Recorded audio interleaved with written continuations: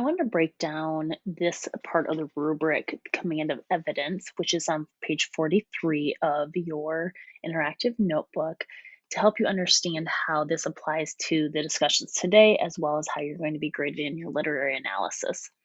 And so, when we're looking at the command of evidence, we're looking at the extent to which the essay presents evidence from the provided text to support analysis and reflection.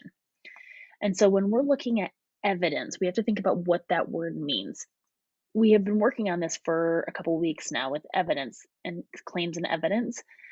Evidence is pulling quotes or statements from the text, and that could be your myth, that could be key elements of mythology, it could be multiple text, and then that support your thinking and how you're analyzing those texts.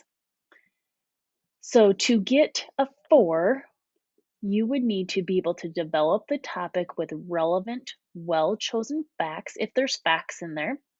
So that's if it's an informational text, definitions, concrete details, quotations, or other information examples from the text.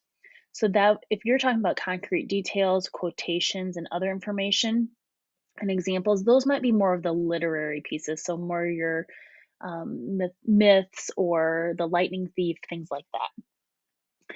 And then you sustain the use of varied, relevant evidence. So you're not using the exact same pieces over time.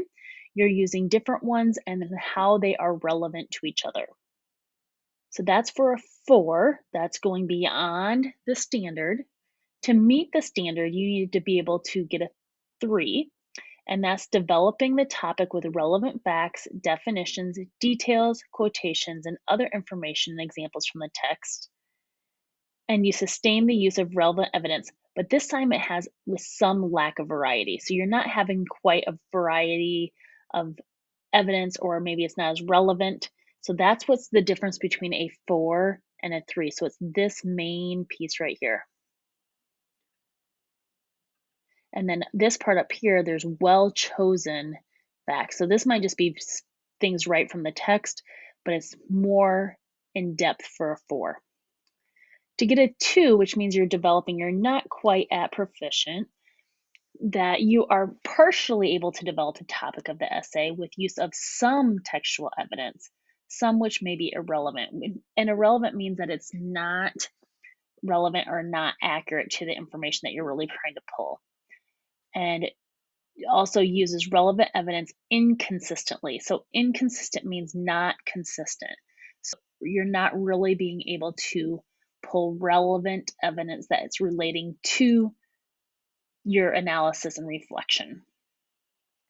And 1 and 0, remember, are not meeting the standard.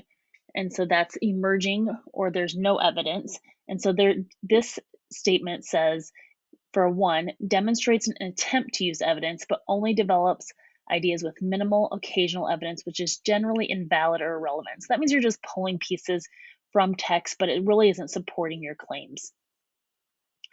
Or 0, you're providing no evidence, so you're not pulling in any quotes or details or facts or definitions from text.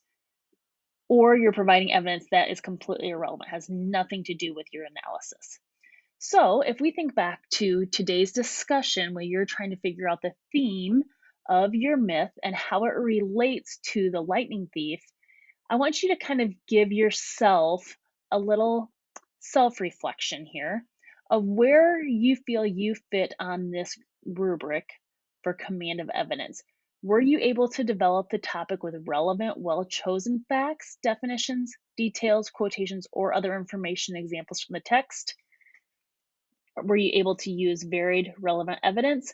Or where do you fit on this rubric? And just do a self-check. And you do not need to submit anything. I just want you to think about it and how that's going to relate to improving your writing.